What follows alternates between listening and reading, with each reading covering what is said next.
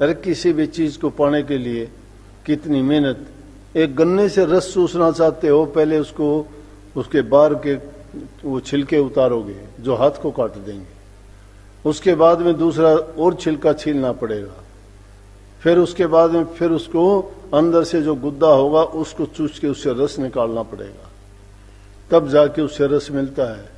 अगर नारियल के पानी का आनंद लेना चाहते हो, पहले नारियल के बाहर से कितना उसमें जो उसके बाल से हैं लगे हुए उनको छीलना पड़ेगा, फिर उसके बाद एक बहुत उसके ऊपर सख्त कवच है उसको काटना पड़ेगा, फिर उसके अंदर जो गोला निकलता है उसको चीरना पड़ेगा, फिर उसके अंदर जाके पानी प्राप्त होगा।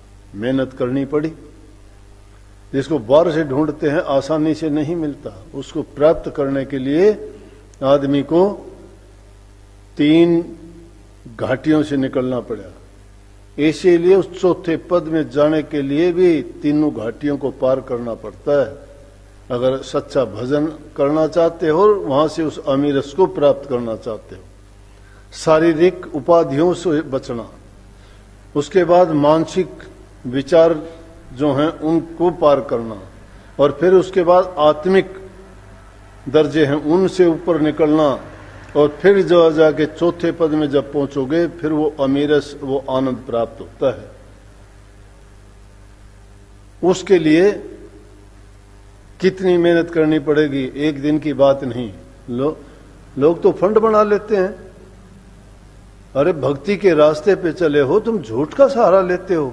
सत्संगियों से मैंने काफियों से सुना, 2 दिन नाम लिए नहीं हुए, 2 बरस नहीं हुए, 4 बरस 5 बरस नहीं हुए, कोई कहता है कि मुझे प्रकाश दिखाई देने लग गया, मुझे धुन सुनाई देती है, मैं 2 घंटे 2.5 घंटे भजन में बैठता हूं, मेरा ये यार 2-2.5 घंटे भजन में बैठ जाए उसकी जिंदगी बदल जाएगी, उसके विचार बदल जाएंगे, उसकी ख्याल क्या मैं कहता हूं वो तो दुनिया से बिल्कुल जुदा अलग हो जाएगा। ये तो संतों के बस की बात भी नहीं है। इतने टाइम तो संत भी नहीं बैठते इस युग में। फिर इन लोगों को झूठ बोलने से क्या मिलता है? अगर ये सच्चे मन से बैठे हैं तो मैं तो कहता हूं, तो अगर उस अवस्था में तुम 5 मिनट भी ठहर जाओ तो भी तुम जो है लाखों करोड़ों आदमियों का कल्याण करने वाले बन जाओगे। लेकिन नहीं बैठते, उनका मन नहीं ठहरता है। अगर बैठते हैं तो कोई और ही कोई अभ्यास करते होंगे मन में, नाम का अभ्यास नहीं कर सकते। नाम का अभ्यास करने के लिए बारी दुनिया की चीजें हैं, उनको पार करना ही बड़ा कठिन है। अरे घरों में तो व्यवहार देखो, तुम्हारा रोजाना लड़ाई झगड़ा रहता है। कई मैंने सुना कि सत्संगियों के घर में शराब पी जाती है, कईयों की मैंने बात सुनी कि मांस मछली अंडे उनके घरों में खाए जाते हैं, और कहते हैं कि ना इनकी तो छूट है हमारे। कई बेचारे आके में शिकायत करते हैं, जी शादी कर ली, हमें तो यूं कहने लगे हम वहां के सत्संगी हैं, और वहां जाके हमने तो सोचा कि सत्संगी होंगे, तो सत्संगी अगर होंगे तो उनके लिए तो इन चीजों का परहेज है। अब देखते हैं तो लड़की बड़ी परेशान है जी, उस घर में जो शराब भी पीते हैं, मांस मछली ये पकते हैं उनके घर में, और कहते हैं कि हम सत्संगी हैं। बोलो, ये कलयुग है। अरे दिखावे में तो देखते हो भगत हो, दिखावे में दिखाई देते हो, सत्संगी हो कहने के लिए तुम जाते भी हो सत्संगों में, सेवा के काम में भी लगे हो, लेकिन तुम्हारा बर्ताव, तुम्हारा चरित्र, तुम्हारा व्यवहार क्या है? कैसे सत्संगी हो गए आप? ऐसा कोई अलग ही परमात्मा आ गया, वो तो राक्षसों का होता है ऐसा। जब भी समुद्र मंथन का काम किया ना, और विष्णु भगवान ने जब वो अमृत का घड़ा था वो सबको बांटने लगे, तो उसने भी 2 भाग कर लिए थे। एक में तो अमृत था और दूसरे में जहर अलाहल था। राक्षसों को बांटी थी शराब, नशे उनको दिए गए थे। देवताओं को तो अमीरस पिलाया गया था। तो वो कैसे हैं? वो देवताओं के रास्ते में आने वाले कैसे हुए? जो भांग, धतूरा, अफीम, चर्स, दारू, दब पीते हैं, व्यवहार करते हैं, बेचते हैं, उन लोगों को क्या कहते हो? संत महात्माओं ने तो बहुत निषेध बताया है इनका। जिनके घरों में ये बनते हो, सत्संगी किस नाम के हैं? किस चीज का भजन करते हैं वो? शराब का, मांस का? उनके सिर तो बहुत भारी पाप है। शुद्ध चीज खाने से ही शुद्ध विचार होते हैं। शराब बनाने की प्रक्रिया देख लोगे तो उनमें लाखों कीड़े, कितने जानवर मरते हैं जब जाके वो शराब तैयार होती है। और मांस जिसका तुम काट के, कोई भी काटता है, पका के खाते हो, उसमें कौन से गुण होंगे? किसी का दिल दुखा के हमारा कोई गला काट के और कोई खाएगा तो हम कितने उसको मरते वक्त कितनी बद्दुआ देते हैं। उसके रोम रोम में वो बद्दुआएं, वो नफरत, वो उसके प्रति घृणा कितनी भरी हुई होती है। और उसको खा के कोई अच्छा कैसे बन सकता है? ये मैं ऐसे नहीं कही, मेरे सामने आके बताते हैं इसलिए ये बात कही गई मेरे से। दुनियादारी के लोग तो देखते हैं तो उनको तो इतना भी तरीका नहीं, सलीका नहीं कि बात पूछने वाली या सत्संगियों से बात क्या करनी है। बोलो, अच्छी चीज की तरफ ध्यान नहीं देते। अब एक सत्संगी था, अपना दूसरे देश में गया हुआ है, मैं बताऊं। मेरे पास फोन आया, हाँ जी, हेलो जी। मैं हाँ भाई, बोलो क्या हाल है, कैसे हो, ठीक ठाक हो? हाँ जी बस ठीक तो है जी। मैंने आपका वो एक उसने इतनी तारीख का सत्संग देखा, उसमें आप गुस्से में लगे। अरे 6 महीने लगातार सत्संग रोजाना देखे, उसमें एक सत्संग पसंद आया जो गुस्से वाला था। अपने विचार जाहिर कर दिए उस इंसान ने। मेरा गुस्सा किस चीज के लिए होगा भाई? मेरा गुस्सा तुमने ये नहीं सोचा कोई ना कोई किसी सत्संगी के कर्म काटने के लिए होगा, किसी का हित करने के लिए होगा, किसी की बुराई को हटाने के लिए होगा। मेरा किसी का नुकसान करने के लिए गुस्सा क्यों होगा भाई? संतों का क्रोध तो जब होता है तो वो उन पर किसी न किसी प्रकार का गुण ही करता है, उनके अवगुणों और पापों को धोने के लिए होता है। हम गुस्सा किसी के लिए क्यों करेंगे? लेकिन इंसान अपनी सोच बताता है। लाखों अच्छी चीजों को छोड़ के उसको एक ही चीज समझ में आई क्या? इसका मतलब उनके ख्याल देखो। तो मुझे सुनने में भी इतना बुरा लगा कि मुझे अपने आप पर ये मैं कहता हूं कि मैंने इतने भलाई के, इतने नेक, इतनी अच्छाई के लिए मैं इतना प्रयत्न, इतना प्रयास, इतना कार्य करता हूं कि ताकि सत्संगी अच्छे बन जाएं, अच्छे गुणों को अपनाएं, बुराइयों को त्यागें, सही रास्ते पर चलें, उनके घरों में प्यार प्रेम शांति हो, उनका जीवन सफल हो। जिस कार्य के लिए इंसान का चोला मिला वो उसमें कामयाब और सफल हो। लेकिन ढूंढते क्या है वो? अवगुण, दोष, बुराइयां। क्यों देखते हो ये बातें? अब ये सोचना चाहिए मैं किस लिए गुस्सा करूंगा। अगर सत्संगी होता कोई तो सोचता हो ये महाराज जी ने किस पर कृपा की। वो कौन भागी जी होगा जिसके लिए क्रोध किया है, तो उसके दुखों को, उसके पापों को धोने के लिए क्रोध किया होगा। लेकिन मनमुखी लोगों को नहीं पता। स्वामी जी महाराज ने इसीलिए कही ये बात कि सत्संग करत बहुत दिन बीते, अब तो छोड़ पुरानी बाणे।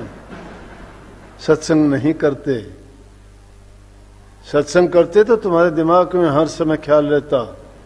जो बातें बताता हूं उनके चिंतन करते, उनका चिंतन करके अपने जीवन में उनको ढालते, उतारते, तुम्हारा घर स्वर्ग बन जाता। देखता हूं आ तो जाते हो, शिकायत अपने बच्चों की करते हो। क्यों करते हो शिकायत? तुम खुद भी नहीं सुधरे, बच्चों को कैसे अच्छे बताओगे? तुम सत्संगी थोड़े बने। तुम अगर सत्संगी बनते तो तुम्हारे बच्चे तुम्हारे से अच्छी शिक्षा लेके बुरे नहीं बनते। तुम खुद अच्छे नहीं हो, नाम के लिए सत्संग में आते हो, घर जाके तुम्हारा व्यवहार कुछ भी नहीं है। अगर तुम सत्संगी होते तो ये था सत्संगियों का व्यवहार। इस लड़की ने देखो यहां रहते रहते पढ़ती है, ये लॉकडाउन में इसने गाना सीख लिया, कितने अच्छे शब्द गाती है।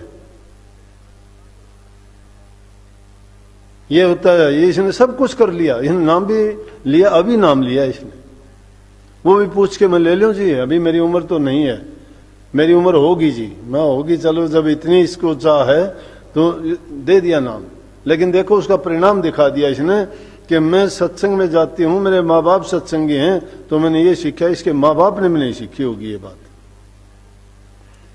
अब जो बच्चों को इस रास्ते पे लगा देता है, वो उन बच्चों की शिकायत कैसे कर सकता है? यहां तो बच्चे आके शिकायत करते हैं कि मेरा बाप कहा नहीं मानता, मेरी माँ कहीं नहीं मानती, मेरी बहन कहा नहीं मानती। क्यों नहीं मां, किसकी कमी है? माँ बाप अगर सत्संगी होते, बोले कि जी मेरे माँ बाप तो यहां आते हैं 15 साल से, वो 15 साल में उन्होंने क्या सीखा? 15 साल में तो अगर तुम्हें सिखाते तो तुम भी उनसे अच्छे सत्संगी हो जाते। लेकिन क्योंकि उन्होंने कुछ सीखा ही नहीं, कुछ नहीं कमाया उन्होंने वही झूठ, वही कपट, वही गलतियां, वही निंदा, वही चुगली, वही बुराइयां सीखी। सत्संग में आके अगर इंसान सीख लेता तो मैं नहीं मानता कि वो किसी भी तरह से कोई उनमें अच्छाई नहीं आती। सत्संगियों के बच्चे देखो अच्छे सीखेंगे, लेकिन माँ बाप तो आके यूं बैठ जाते हैं, बच्चे कभी मुंह माथा भी नहीं देखते। क्यों नहीं देखते? उनके घरों में जिक्र भी नहीं चलता सत्संग का, वो उनको बताते ही नहीं कि सत्संग होता क्या है। तुम जाओगे, जिसके पास जो होगा वही जिक्र करेगा। अगर सत्संग से अच्छी बात लेके जाते तो बच्चों को सिखाते, अपनी पत्नी को सिखाते, और वो सुन सुन के उन बातों को, उनके विचारों में शुद्धता, पवित्र आती, बुराइयां निकलती, दुर्मति चली जाती, कोमती चली जाती, और उनके अंदर सुमति आती, अच्छे विचार आते हैं, और अच्छे ख्यालात होने से इंसान का जीवन सफल और सुधरता है। लेकिन कौन है? उनको बर्बाद करने वाले माँ बाप हैं।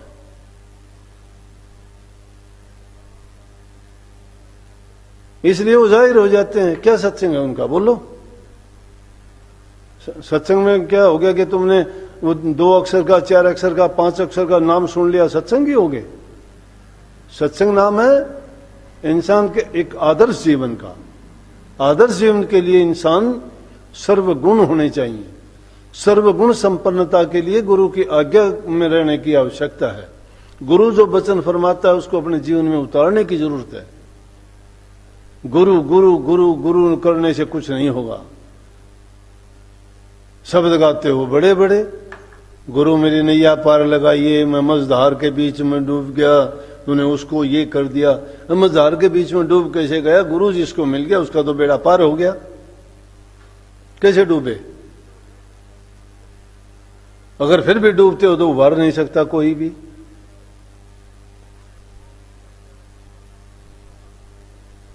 इसलिए सही मायने में सत्संगी बनो, सत्य का सहारा लो। सत्य पर चलने वाले तो बड़े बड़े पापी तिर गए। ज्ञान और ध्यान करे कद लुदिया, कद गंगा जल पीता, तो भी पकड़ गोपाला लाए पैर तीसरा बीता। हरि सच्चे दिल की मीता, सच्ची करनी करी हरि चंद तिरगे कुटुंब समीता। साची लगन धुरु के लागी बैठे अटल न चीता। हरि सच्चे दिल की मीता, हरि सच्चे दिल की मीता, हरि सच्चे दिल की मीता। साच बराबर तप नहीं है, जुग जुग संत कहीता। नानक चंद भजो भगवंता, जन्म जात है बीता। हरि सच्चे दिल की मीता, हरि सच्चे दिल की मीता। वो मीत सच्चे दिल के हैं, सत्य का पालन करता है। कोई भक्ति अनूठी चीज नहीं है, कोई नई चीज नहीं है।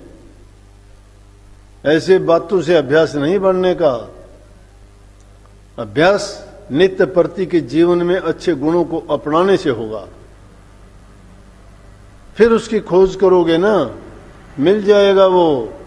मोह को कहां ढूंढे रे बंदे, मैं तो तेरे पास में।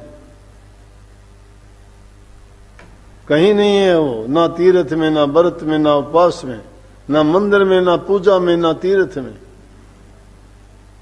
मैं तो सांसों की सांस में बसता हूं, तुम्हारी सच्ची आस में बसता हूं।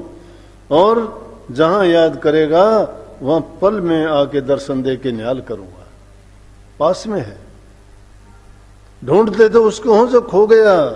प्रीतम को पतियां लिखूं, जो कोई हो विदेश परदेश।